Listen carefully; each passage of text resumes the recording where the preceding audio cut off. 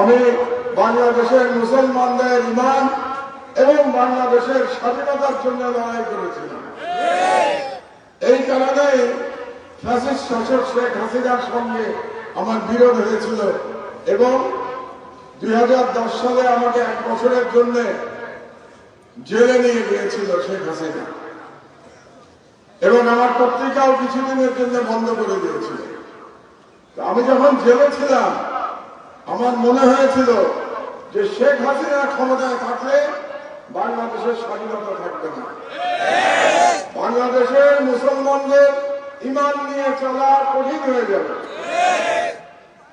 এবং জেলখানায় বসে আমার মনে হয়েছিল যে বাংলাদেশের স্বাধীনতা এবং বাংলাদেশের মুসলমানদের ঈমান আকীদা যদি রক্ষা করতে হয় তাহলে পরে আমাদের মুসলমানদের মধ্যে ঐক্য থাকতে হবে এবং মুসলমানদের মধ্যে যদি ঐক্য থাকতে হয় তাহলে সেই ঐক্য গঠনে নেতৃত্ব দিবে আলেম সমাজ।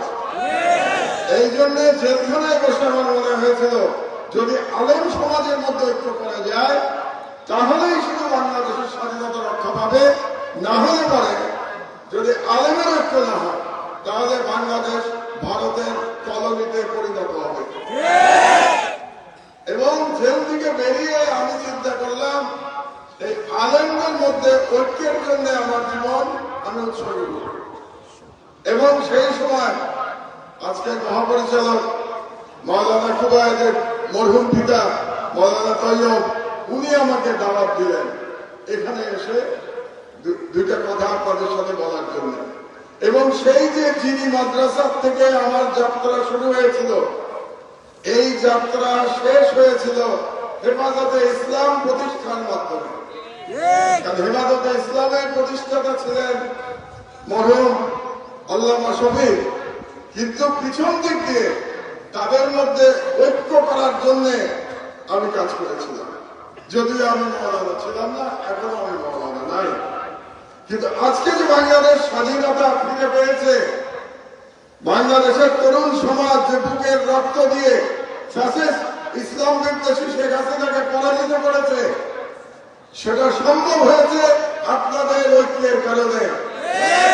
যদি 2013 সালে আপনারা ঐক্যবদ্ধ ভাবে হেফাজতে ইসলাম প্রতিষ্ঠা করতে না পারতেন আজকে বাংলাদেশ ভারতের পরাধীনতা থেকে মুক্তি লাভ করত না।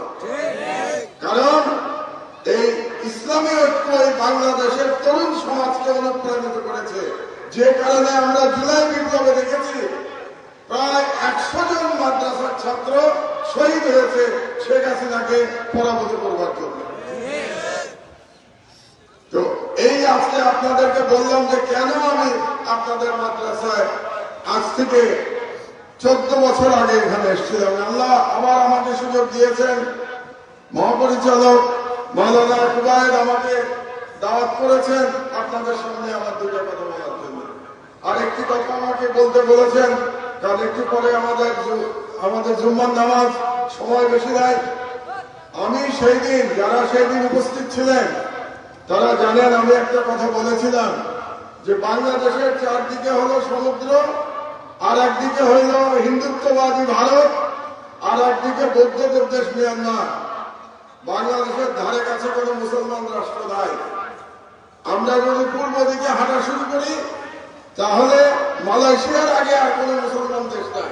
প্রথমে মিয়ানমার, তারপরে থাইল্যান্ড, তারপরে মালয়েশিয়া। পশ্চিম দিকে হাঁটা শুরু করলে হিন্দুত্ববাদী ভারত পার হয়ে পাকিস্তানে পৌঁছলে প্রথম মুসলমান দেশ।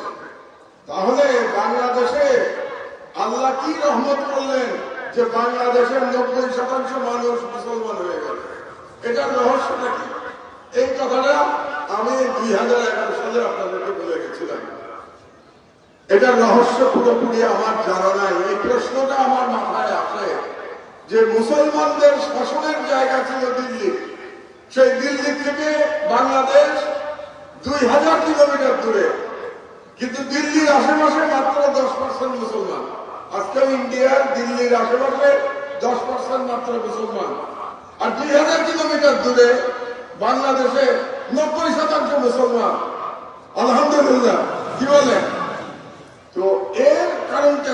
কারণটা আমি যেটা দুনিয়ার কারণ খুঁজে পাই সেটা হলো যে যখন ইসলাম এসেছিল এই বাংলাদেশে আজ থেকে 1000 বছর আগে, তখন বাংলাদেশের মানুষ জুলুমের শিকার হয়েছিল। বাংলাদেশের মানুষকে হিন্দু রাজারা জুলুম করত ওই সময়। আমি বলতেছি আজ থেকে 1000 বছর আগের কথা। সেই জুলুম হওয়ার কারণে যখন ইসলাম আসলো এই দেশে, যাদের উপরে জুলুম হয়েছিল তারা ইসলামের সৌন্দর্য দেখে তারা সবাই ইসলাম ধর্ম গ্রহণ করেছিল। কারণ ইসলামের সবচেয়ে বড় কথা, ইসলাম সাম্যের ধর্ম। ইসলামে গরিব বড়লোক, উঁচু নিচু, গায়ের রং সাদা কালো কোনো ভেদাভেদ নাই।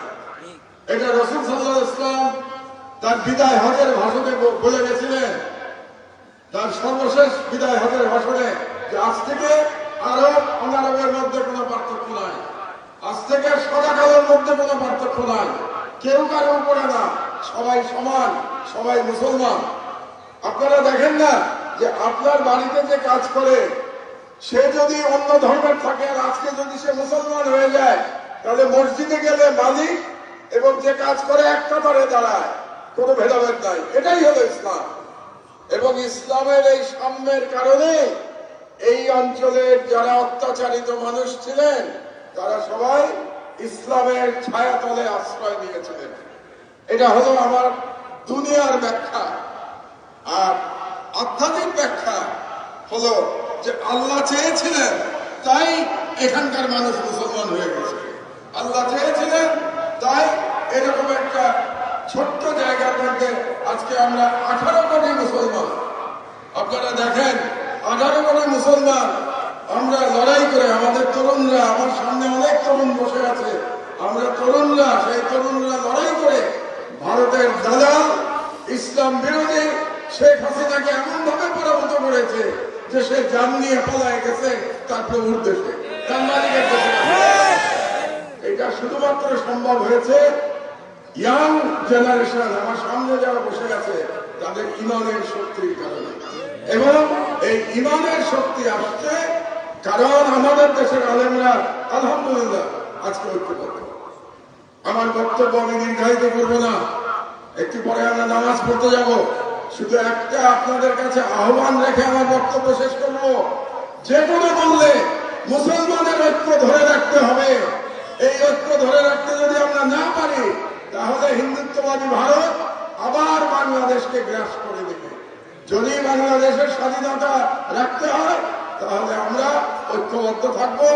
আপনাদের কাছে এই আহ্বান জানিয়ে আল্লাহর কাছে ফরিয়াদ করে যাতে বাংলাদেশের মুসলমানদের আলেমদের ঐক্য ঠিক থাকে, সেই আহ্বান জানিয়ে আল্লাহর কাছে সেই ফরিয়াদ জানিয়ে আমার বক্তব্য শেষ করছি। আল্লাহ হাফেজ।